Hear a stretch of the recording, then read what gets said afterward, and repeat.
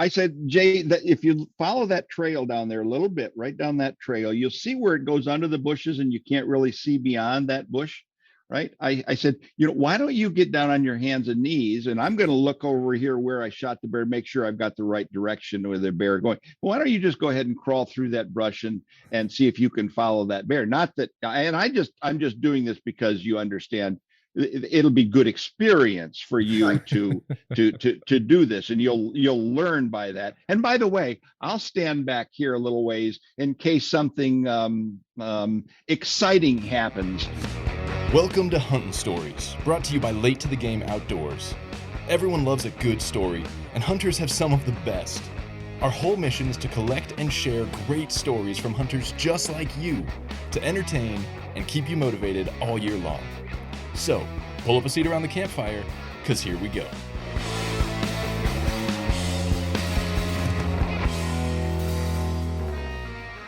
All right, everybody. Today on the show, I have Bob Baldwin and Jay Ledbetter, authors of the book Proper Care and Feeding of a Huntin' Buddy. And these guys are a riot. I just had a blast talking to them. They are just constantly telling one story to the next, joking with each other. They've been hunting together for a couple of decades at this point, and they've just amassed an incredible pile of stories, usually about all the stuff that goes wrong. And they put all of that into this book that it's incredible. So I put a link to the book in the show notes. I would highly encourage you to go check that out. And what are we waiting for? Let's get on with it and join Bob and Jay. Bob, Jay, how are you guys doing this morning? Great, Eric. Thanks for inviting us on. We're looking forward to chatting with you. Oh, it's a wonderful day in the neighborhood, Eric. Thanks, man. Oh, I love that reference. That takes me way back. Well, I mean, we're gonna talk about your book and all of that stuff, obviously. But I have to just kind of tee up this being Huntin' Stories and it being a book largely of hunting stories. I mean, the little snapshot I got of the way your relationship started with a hunt and a buffalo and all that stuff. I just have to tee that up and let you guys take that story away, and then we'll go from there wherever the conversation takes us. Well, it began sort of as an act of desperation on my part. We still have a ranch in Texas that has some acreage in it, and and I thought it was delightful to have some buffalo on the ranch, and so we bought a fairly large buffalo bull. By large, I will tell you that the animal was 6 foot high, over 6 feet high. Oh my gosh! At the top of his hump. Yeah. Okay. So, yeah. And when he would walk, his feet that were about 10, 15 inches across seemed like would leave divots in the ground about an inch deep, kind of a Jurassic Park kind of thing. Yeah. So, yeah. And so this animal seemed like it might want to, I don't know, leave the ranch and go out on the highway and play bumper cars. And so in desperation, I put out the call can I get somebody to come hunt this guy? Because this is a train wreck that hasn't happened yet. And that's where Bob comes in. Yeah. So I was running a website called bowhuntinginfo.com. It's still out there. It's been up there since 1998, I think, is when I put it out there. But I had a number of stories out there, and Jay reached out to me and asked me if I wanted to come down and shoot a bison, or if I knew anybody that wanted to. And I said, I don't want to get close enough with a stick and a string on a 2,000-pound animal, but I might be able to find somebody who would, right? So I reached out and actually got a hold of. I tried to get Ted Nugent to come down, but Ted couldn't arrange it at that time. I ended up getting Away Outdoors, which had an outdoor channel, to come down. They were willing to do the hunt and video the hunt. And so we made that arrangement. So it was 2002 or something like that when we hooked up, Jay? Yes, something like that. Yeah. And I assume the buffalo was harvested, taken care of, didn't run into traffic. Oh, you don't know half the story. Bob, tell them about the filming part of this thing. Well, so So Greg and Fred. Greg was going to be the shooter. Fred was shooting over his shoulder. Fred was Greg's father, Shooting and the he was going to be video. shooting over the shoulder with a video, right? And so we went out and we spotted. And look, there's a whole story about what happened before the hunt. But once we identified where the bull was and got set up, Fred is shooting over Greg's shoulder, and they went behind a big cedar bush, right? And I couldn't see the bison, but I've got my camera and I'm videoing them as they're working their way around this cedar bush to shoot this bison, right? So I'm watching through the video and I see Greg touch the arrow off, right? And there's a huge scuffle behind this cedar bush, right? Next thing I know, this 2,000-pound animal, whose, by the way, hooves are shaking the ground like thunder, comes around the bush right at me. Right? So now, being the video camera expert that I am, I wanted to continue videoing through this whole thing. So, of course. And by the way, they included my video, which was very important, in their segment on A Way Outdoors. The video consists of sky and ground as I'm running away as fast as I can from this 2,000-pound animal. Right? Yeah, but the audio was really, really good. It was him going, oh no, oh no, oh no. It was great. So that's how we got started. And Jay made the mistake of inviting me to go with him elk hunting that following fall. And Jay's a nice guy, right? So he's never had the nerve to disinvite me from any of our hunts. So Jay's been stuck with me for 20 years. Guys, I want to tell you real quick about one of the most game-changing memberships in my entire hunting arsenal, Go Hunt. I've had an insider membership for a few years now, and it's absolutely changed how I find hunts, where I buy gear, and in the last year, it's changed how I e-scout and use maps in the field. Honestly, I think an insider membership is a necessity for anyone who plans to hunt multiple states across the West. But Go Hunt also just released their Explorer membership, which gives you access to the maps for all 50 states, plus their incredible gear shop, and all the benefits that it offers for a fraction of the cost of the full insider membership. So whether you want to go all in with the draw odds, the gear, and the maps as an insider, or you just want to get incredible desktop and mobile maps while building points towards top-of-the-line gear, Go Hunt has a membership that'll fit your hunting life. And if you use the code LATE at checkout, you'll get money towards the gear shop right out of the gate. For insiders, you'll get $50 to the gear shop, and Explorer members will get $20. So head over to Go Hunt and use the code LATE to snag your free gear and take your planning and mapping game to whole new levels today. Well, I'll tell you, that hunt was fun, but the rest of them have been more fun because Bob and I, frankly, if hunting and taking animals, by the way, just so you know, our total bill during our hunts for meat processing remains at $0. So because you process them all yourselves, or again, we're not really hunters. We are carriers of expensive equipment, but wearing camouflage clothing. But having said that, Bob and I buying expensive camouflage clothing, because that's every time that camouflage pattern comes out, department. Bob buys more camouflage hats than any human being should have. But bottom line.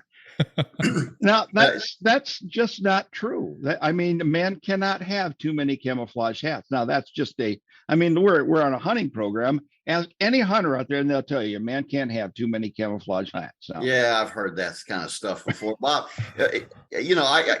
my time in the Army, there was a fellow who turned to me and said, you can't have too much ammunition. And I responded to him, yeah, unless you're trying to swim. But at any rate, so Bob and I used to, in hunting camp, do things like read the McManus books, Pat McManus and his genre. We loved it. We'd slap our legs and laugh. And then Pat had the incredibly poor taste to up and die on us and leave us without stories. And Bob turned to me and said, Jay, you're funny. And I said, looking, yes. And then he said, well, why don't we write some of our stories down? And so we started writing our stories and handing them around to people. And people said, wow, these are really good stories, after being paid, a handsome amount of money to say that. And so we convinced an unsuspecting publisher to publish a book. So it's been delightful. I love that.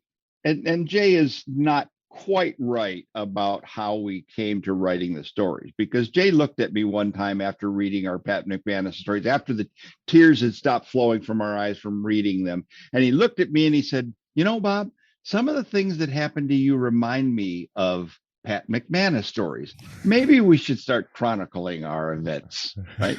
That's how we got started writing them, right? Well, and so that's how Bob became the creative director of the enterprise.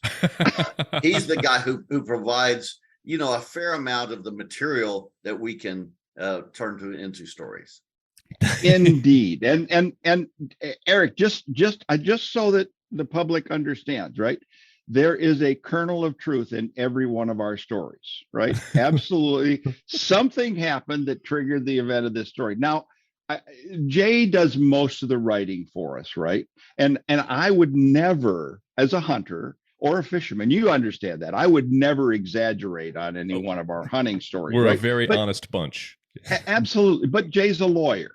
And his Bob, profession. There you go. Is I knew it. He had to do that, didn't he? He had to do that. Just throw you right under the bus. He did. I feel, I've actually got a spot under the bus that's got my name on it. But here's the sad part, is that the funniest stories we have are the most true. That's the sad part. There was one or two of these stories that are just, you'll be hard pressed to say, well, what if this didn't happen? And I have to say, it all happened just like I wrote it. Well, obviously we've got to save some stuff for the book because people need to go buy it to be able to read all of them. But I would love to hear one of those, like the craziest, but it's true. I don't even know which one that would be, but if you guys want to take a pick. Oh, there's so many to pick from, but just to Jay's point, there's one that is absolutely, I swear to gosh, verbatim what happened. We were hunting on Jay's ranch. And primarily we do most of our hunting, we do bow hunting. We've been to Colorado and Montana and Ontario and Texas and Michigan, but this case happened to be in Texas, and we were hunting. There was some feeders, right? And so Jay had dropped me off early in the morning and he went to another spot. So we were basically set up near some feeders and watching either elk or deer, right? Now let me talk, Bob, hang on. We got to explain what kind of feeder. There's some people that are not familiar with the way some of the Texas feeders work. These are up on stands, maybe head high. They have a big barrel of feed, and then they have a mechanism at the bottom that runs from a battery and a timer, and you can set it to feed at certain times, and it slings the corn generally out in a very wide pattern. So that's how they work. Okay. And that's right. So Jay drops me off. We hunted in the morning, and he comes back and picks me up about, 10 or 11 o'clock in the morning. And he picks me up and we're talking about, what did you see? How did things go? And he says to me, my feeder didn't go off this morning. It was set to go off at 7:30 or 8 o'clock. And he says, it didn't go off. So he says, I looked at it, I went and checked on it, and I opened it up and I saw the module there that controls the timer, and I hit the test button and nothing happened. So then I noticed that the battery indicator was down to nothing. So I've got to go back and replace the battery. So I said, okay, I'll go back with you. So we went back to camp Because Actually, Bob is the expert. Let's just be honest. Bob is the gadget guy. oh yeah. If anybody Yeah. understands technology, it's Bob. I just can guess at this thing. I look at the stuff and go, it looks fine. And Bob, oh no, this is completely wrong. And he fixes it. Yeah. So we pick up a battery.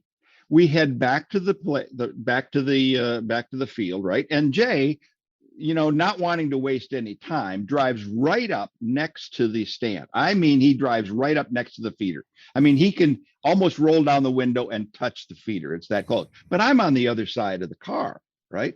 So I get out of the car, and by the time I got there, Jay's already got it all opened up, and he's screwing around, messing with the module and messing with the battery, right, and all this stuff. And he says, "Here, Bob," he says, "you hold this, and I'm going to pull the battery, and we'll see if we can't. I mean, I'll reconnect the new battery really quick, and maybe it'll keep its mud. Maybe it'll keep its timing." Yeah, Bob's got he's got the fresh battery on his chest. I've got the other battery in my hand, and I'm trying to disconnect and reconnect as quickly as possible the leads so that the module doesn't lose its mind. Yeah, and I didn't say this to Jay. I don't want to offend him or anything, but I know better than that. I know what's going to happen. It's going to lose its mind, right? So we're standing there, and Jay makes the connection, and now I've got the battery in one hand, and I reach up and I see that module, and I see it now. The battery indicator is full up, right? And so I hit the test button. That's what Jay said to do. He says you hit the test button. He blames it on me. That's how I just did what he said, right? And so the next thing, I'm looking at it, and it begins to count down from 10. It goes 9, 8, and it gets to about 7, and I hear Jay was on my left side behind my shoulder, and I hear him say, "Uh-oh." And I tried to turn and look to see where he was, and he was gone. He was no longer behind my left. Next thing I hear the truck door slam closed, and it continues to count down. It's down to about 4, 3, and then I hear the locks get triggered on the door. Yeah, I went ahead and locked the door because I know what's coming. So I turn and I look at the monitor, and it keeps counting down. 3, 2, 1. And I will swear in a court that thing was throwing out corn for the next 30 minutes, right? And it was throwing it out at volumes that are just unbelievable, right? So I'm just covered in corn. And it finally stops. The speed at which the corn comes out is really high because it'll throw it 40 feet. And I was kind of worried about the truck. It might sustain a little damage right there. Yeah, he was worried about the truck. Yeah, right? Worried about the truck. Yeah, absolutely. So 30 minutes after it started, it's finally stopped, right? And Jay opens up the truck door, and he walks over to me, steps over to him. He says, "That worked pretty good, didn't it?" And I said, "Well, you know what, Bob, you better let me take it from here because I don't think you were fully alert for the rest of it." When I got to Bob, I'm still holding the batteries. I couldn't drop them. Yeah, it was great.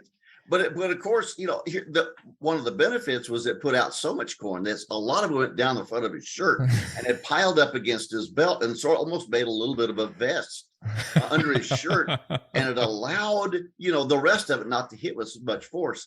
But the and his eyes were protected because behind his glasses were full of corn. And so he had corn behind his glasses, in his hair, in his ears, and he couldn't hear. He thought he'd lost his hearing. I was digging corn out of his ears and helped him dump it out of his shirt. Oh, by the way, have you ever imagined a corn shadow? Because behind him was a perfect outline of his body on the ground that was free of corn. It was delightful. It was something. He wasn't interested in looking at that, though.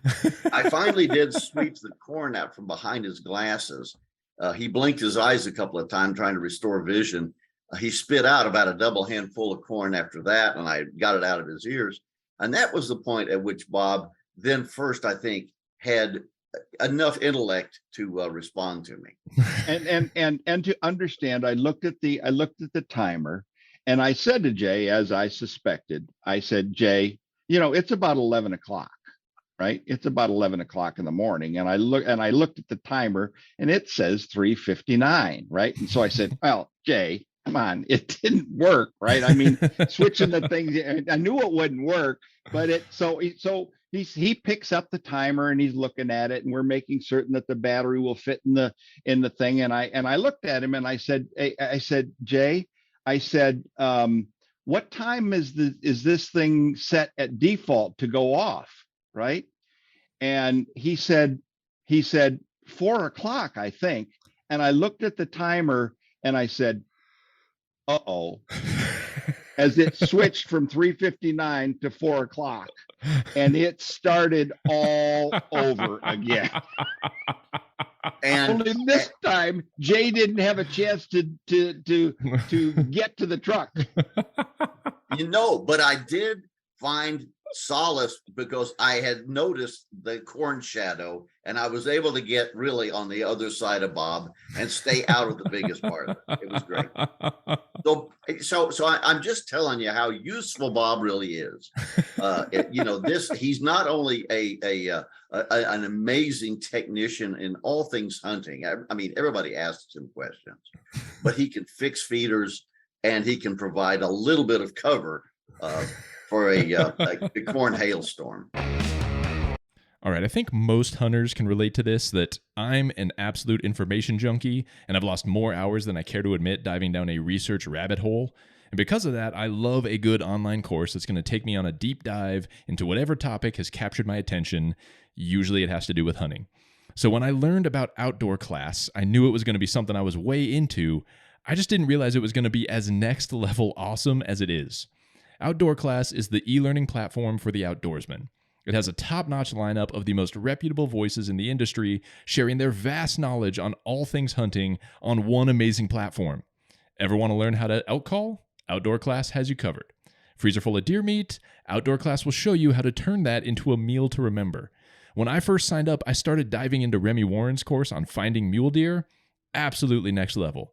And they have the web-based course and a mobile app to boot, so you can up your hunting game no matter where you're at. The platform is already packed with tons of amazing content, and I've been talking to the guys behind this, and there is so much more in the works from big names in the industry that I'm super pumped about. So head over and check out Outdoor Class today, and if you use the code LATE at checkout, you'll save 20% on your registration. For instance, let me just demonstrate my acuity in terms of breaking things down quickly, right? So we had a question from some of our readers who were asking, what's the safest way to put up a tree stand, right? So Jay spent 5 minutes going into all of the most important aspects of putting up a tree stand, Right. Getting yourself protected, getting a vest, tying yourself to the tree so you can't fall and everything. And he got all that. And he spent 5 minutes doing that. And then he turned to me and he said, but Bob's really good at this too. Bob, what's your best way, or how's the safest way that you know of putting up a tree stand? And I said, looking right in the camera, I said, very simply, Jay, I think the safest way to put up a tree stand is have your hunting buddy do it. Bob's like that. He prefers everybody over himself. What a sacrificial guy. Just one in a million. Oh yeah. We were when we were talking a little bit before we hit record, you guys also, I have this unquenchable addiction for bear hunting. So as soon as you said something about a wounded bear and tracking it down, my ears certainly perked up. So if you're I don't know if this is in the book or just in the next book or whatever, but if you're willing to share, I would love to hear some more details about what happened with that one. Well, Bob, go ahead, Bob.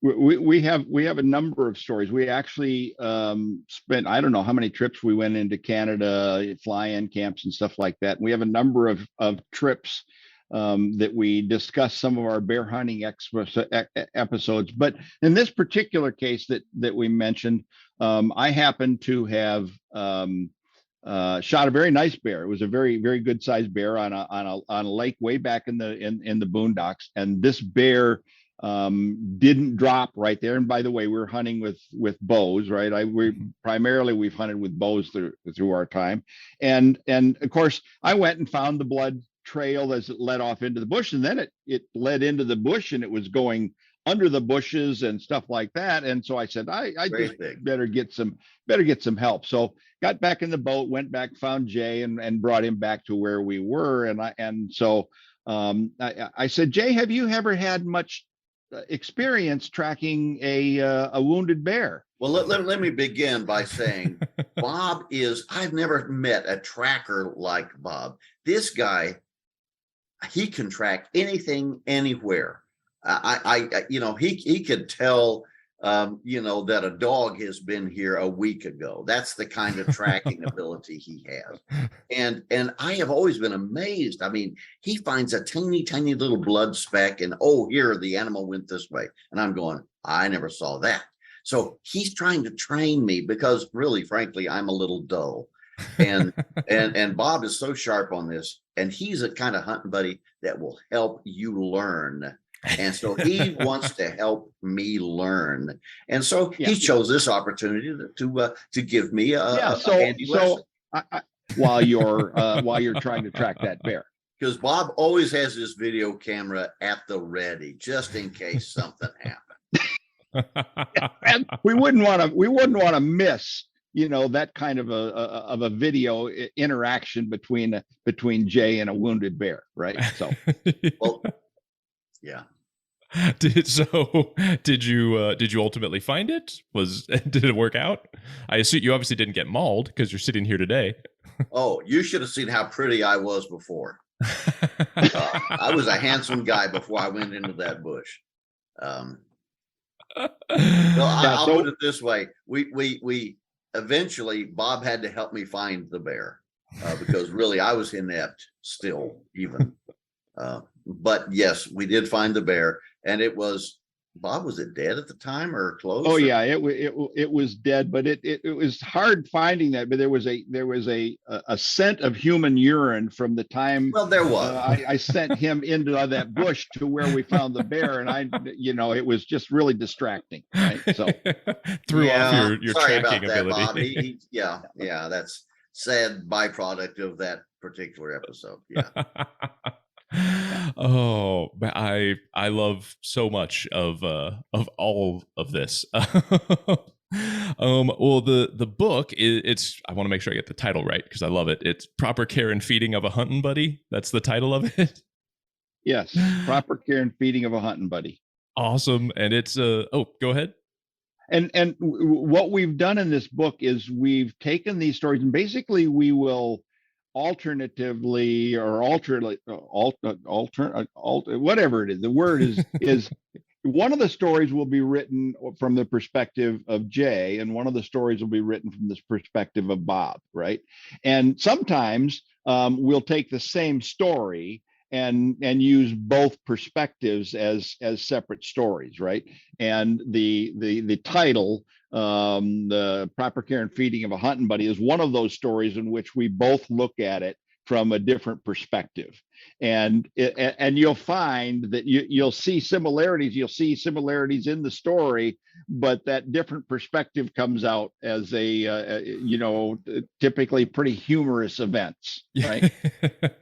Yeah, and so the book's available on Amazon. So look up Amazon and The Proper Care and Feeding of a Hunting Buddy, HUNTIN' Hunting Buddy.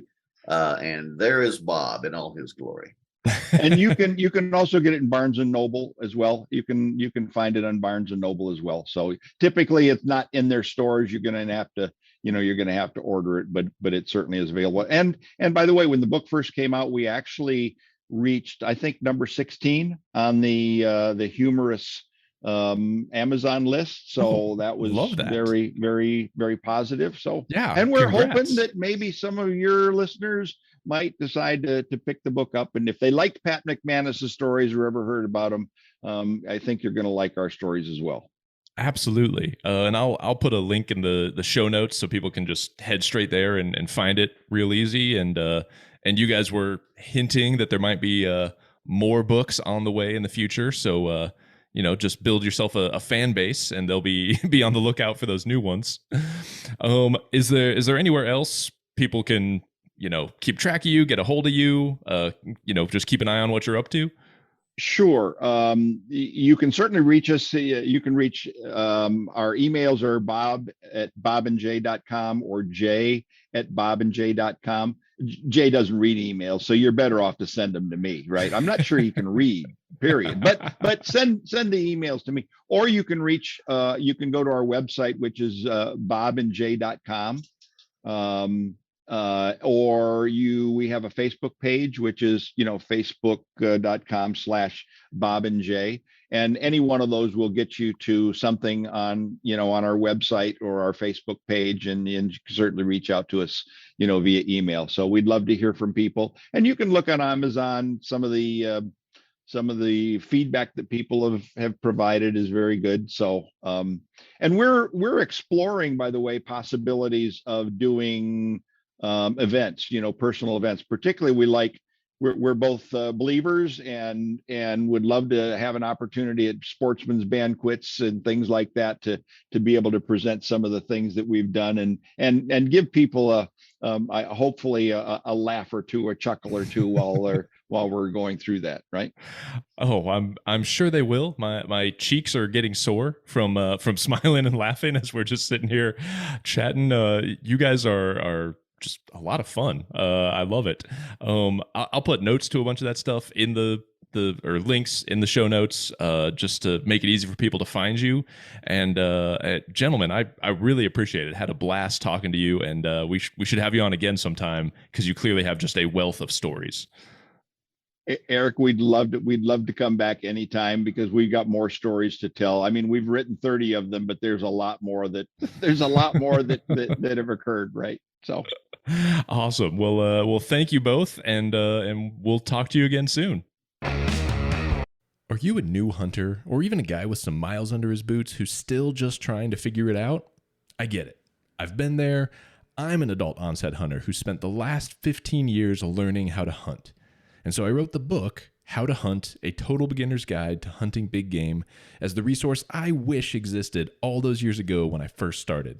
Whether you're planning to chase elk with your bow in the West, or you're hunting whitetails back east, this book will take you from knowing absolutely nothing to your first harvest. It's packed with hunting stories and plenty of those times where I royally screwed up, so you can learn from my mistakes and feel better that you're not the only one. You'll leave with a sound strategy for hunting big game and have plenty of laughs along the way. Grab a copy today at latetothegameoutdoors.com/howtohuntbook.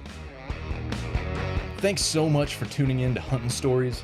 And if you want to stay up on what we're doing with the podcast or anything else going on with Late to the Game, go ahead and check us out at latetothegameoutdoors.com, or give us a follow on Instagram at latetothegameoutdoors. Thanks again for listening, and we'll see you guys next time.